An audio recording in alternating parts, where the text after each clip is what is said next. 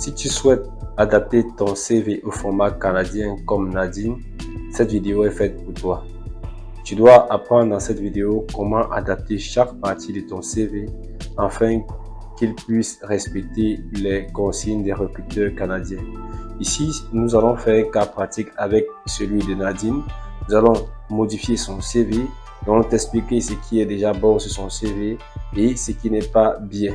Et tu verras comment donc adapter cela de A à Z pour que ce CV soit conforme au format canadien.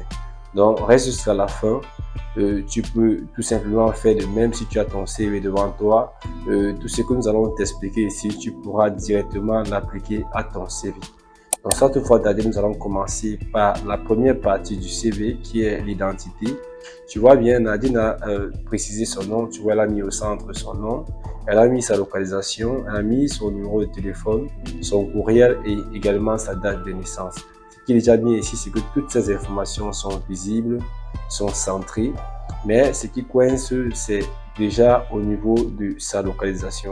Lorsque Nadine dit qu'elle est au Cameroun et elle précise, je crois, la ville ici et précisément encore au PK14, Nadine ne donne pas l'intention au recruteur qu'elle est en voie de déménager.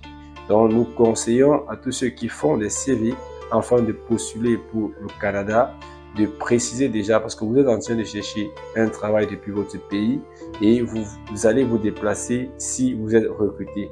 Donc, il faudrait donc déjà mettre cette alerte au recruteur que vous êtes prêt. Tout simplement, vous pouvez tout simplement mentionner ici une information comme prêt à déménager, disponible à quitter son pays. Donc, vous essayez de mettre quelque chose ici qui pourra tout simplement susciter l'intention de se déplacer. Donc, nous avons profité, nous avons déjà fait le CV de Nadine au format canadien. Donc, pour faire court, chaque fois que nous allons avancer avec les parties, nous allons rentrer sur celui qui a été déjà modifié au format canadien pour t'expliquer ce qui a été modifié et pourquoi ça a été tout simplement modifié. Donc, comme tu peux voir là, au niveau de l'identité de Nadine, nous allons commencer par mettre bien sûr son nom, ce qui est une bonne chose, son nom tout simplement dans ce cadre. La première chose, si tu regardes le format, le CV canadien de Nadine, tu vois bien que nous avons modifié déjà même le design.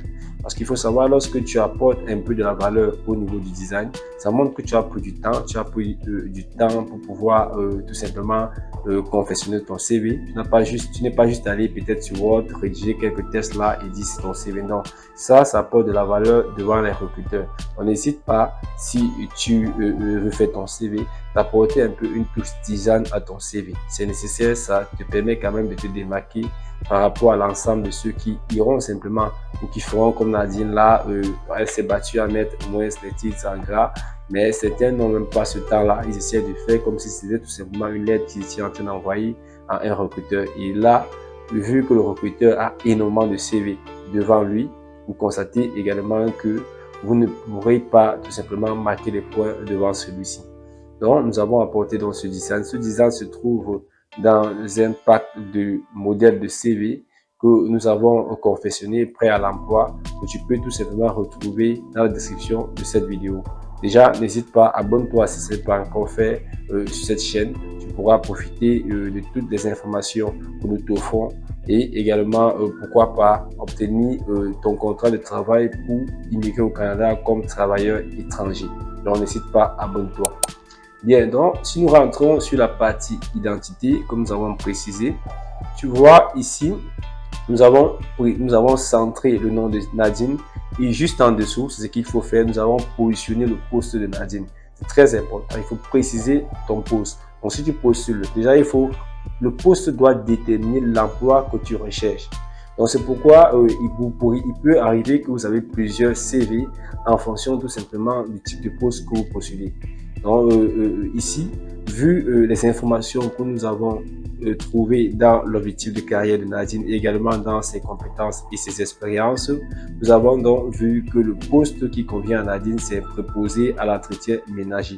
Tu vois, l'appellation même est liée directement à l'appellation qui s'est faite au Canada. C'est très important. Aussi, peut-être dans ton pays, je ne sais pas, on appelle ça assistant de ménage ou autre chose et que ce n'est pas la même appellation au Canada, je te conseille d'utiliser l'appellation du Canada parce que tu es en train de communiquer avec les recruteurs canadiens. Donc, il est bien que vous soyez en phase dans des appellations.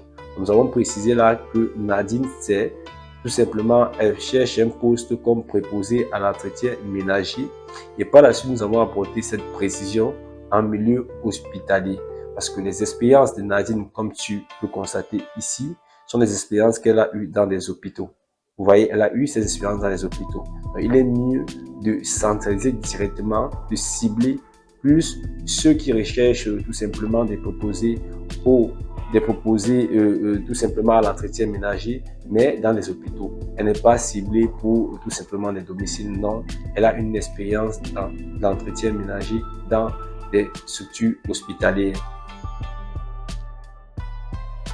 Donc, lorsque l'employeur a le CV de Nadine, il connaît directement le poste que Nadine vise, tout simplement. Et tu vois là, comme je te précisais, nous avons mentionné ici que Nadine est prête à déménager au Canada. Elle a son numéro de téléphone, bien sûr, c'est un numéro du Cameroun, mais elle est prête à déménager. Elle a son passeport, elle n'est pas sous contrat peut-être long terme avec une entreprise, elle est disponible. Donc, c'est très important d'apporter ce petit plus dans le CV. Et on a mis également son adresse email pour permettre à l'entreprise ou au recruteur de payer s'il souhaite de contacter Nadine par courriel. Maintenant, nous arrivons tout simplement au niveau du profil de Nadine, comme tu peux voir là. Si nous rentrons sur ce que Nadine a eu à faire comme profil, Nadine a mentionné cela comme objectif de carrière. Tu vois, elle a fait elle a fait vraiment, je peux dire, tout un grand test. C'est énorme, c'est plus de 6 lignes. Vraiment, nous conseillons. Il est même recommandé d'avoir autour 2 à 3 lignes. Donc, ne faites pas une présentation de votre profil ou encore de votre objectif de carrière à plus de 3 lignes. Faites l'effort de résumer cela à 3 lignes. Et c'est bien sûr ce que nous avons fait à ce niveau concernant Nadine. Nous avons tout simplement résumé ce qu'elle a eu à expliquer ici. Et partant également chercher dans ses compétences et ses expériences, nous avons donc réduit cela en 3 lignes comme vous pouvez constater. Donc là, c'est facile. Ça permet tout simplement au recruteur d'avoir, ça ne pèse pas. Le recruteur est flatté. Il lit cela sans souci. Or, lorsque le recruteur constate que vous avez fait un truc comme ce que Nadine a fait ici, c'est vraiment pesant et c'est fatigant. Le recruteur balaye simplement votre CV et il passe au suivant. Donc, tu vois, tu peux constater ici, nous avons donc réduit cela à 3 lignes et tout est clair et concis. On dit bien, Nadine est proposée à l'entretien ménager en milieu hospitalier avec plus de 5 ans d'expérience. On essaie déjà de mettre en avant le nombre d'années d'expérience de Nadine parce que le plus souvent, c'est ce que les recruteurs cherchent. Maintenant, par la suite, on essaie d'apporter d'autres éléments spécifiques concernant donc ce métier de préposé à l'entretien afin de permettre aux recruteurs de savoir la position de Nadine. On dit elle maîtrise des protocoles d'hygiène et de désinfection. Elle est fiable, rigoureuse et orientée service aux patients. Nadine a travaillé dans des hôpitaux et elle souhaite continuer dans ce sens. Il y a des patients, nous tous on connaît comment ça se passe au niveau des hôpitaux. Il est bon de prendre vraiment au sérieux tous les patients qui sont dans les hôpitaux. Donc, il est essentiel de mettre cela en avant. Donc, si on descend, tu vois, nous avons opté pour un CV, on peut dire fonctionnel ou encore chronologique. C'est vrai que le CV chronologique, on peut commencer par la formation professionnelle,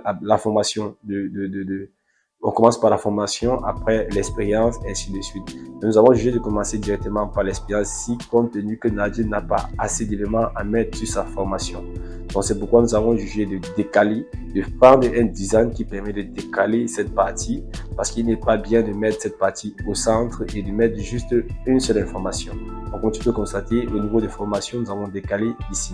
On reviendra tout simplement sur la formation pour t'expliquer ce qui a été fait, mais continuons avec l'expérience professionnelle.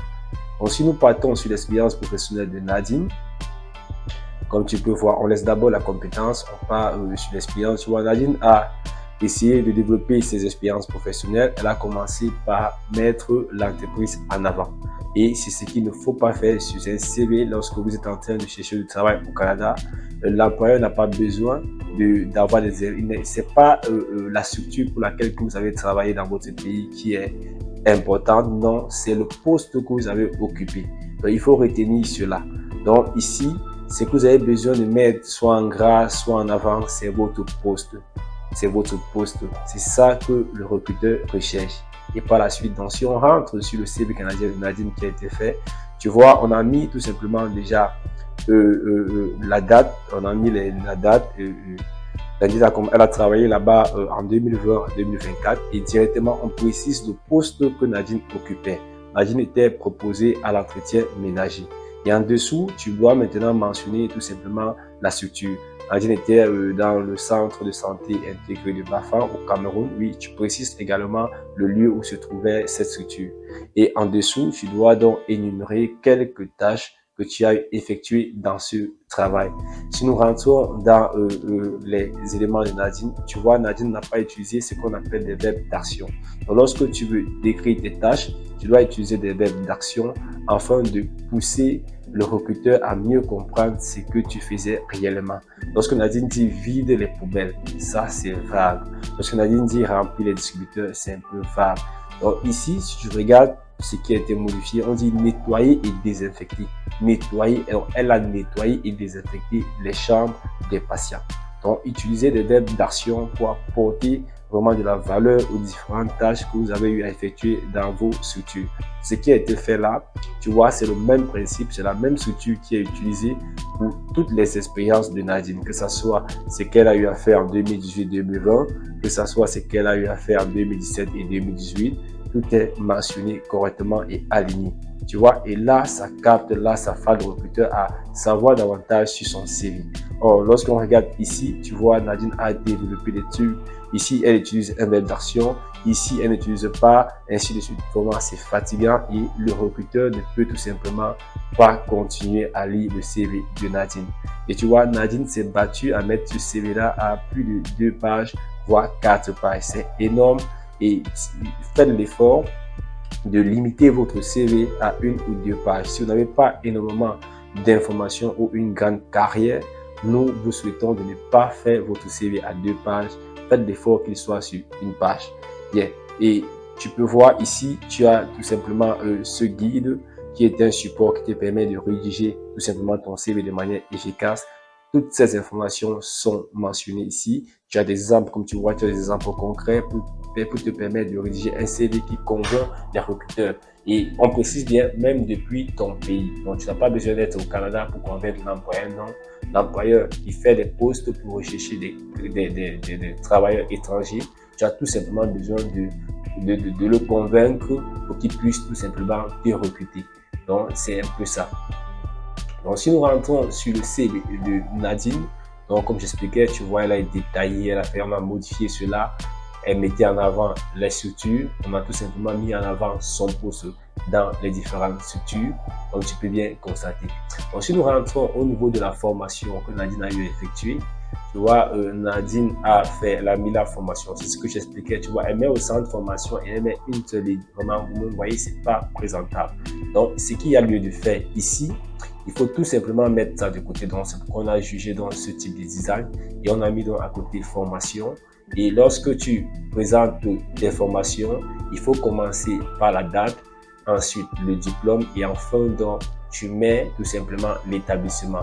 Donc, c'est la même structure que pour l'expérience professionnelle. Le recruteur a besoin de savoir ton diplôme et non la structure qui t'a délivré ce diplôme. Donc, ici, si on regarde, Nadine a dit qu'elle a commencé par la structure, ce qui n'est pas bien. Et en plus, elle a mis baccalauréat D.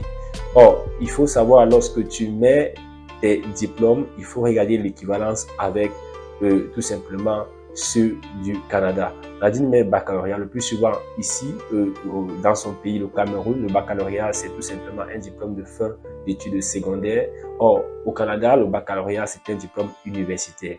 Donc ici, Au lieu de mettre donc baccalauréat, il fallait donc modifier, comme tu peux bien voir là, nous avons modifié diplôme de fin d'études secondaires. Et en bas, on précise bien, au Canada, on appelle ce diplôme de fin d'études secondaires le DES. C'est pourquoi en bas, on précise même l'équivalence. Compte tenu qu'il n'y a pas assez de formation, il est bon d'apporter ces précisions. Même si tu as assez de formation, il faut tout faire pour apporter cela, pour situer le recruteur. C'est pas le recruteur de lire ton CV et aller vérifier effectivement quelle est l'équivalence de ton diplôme avec celui qui se trouve au Canada. Donc, tu peux l'aider rapidement à mettre cela et là, ça permet au recruteur de se situer. Donc, voilà ce qui a été fait au niveau des formations et on tombe sur des compétences.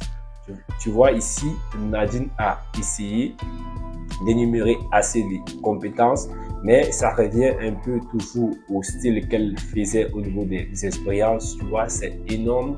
Ce sont des longues phrases. Ces longues phrases ne permettent pas, ne poussent pas le recruteur à s'y intéresser, à lire. Donc, il fallait donc réduire, condenser cela. Et de même, Nadine a su un rôle tout simplement de proposer à l'entretien. Et ce qui est intéressant, c'est pas trop des compétences.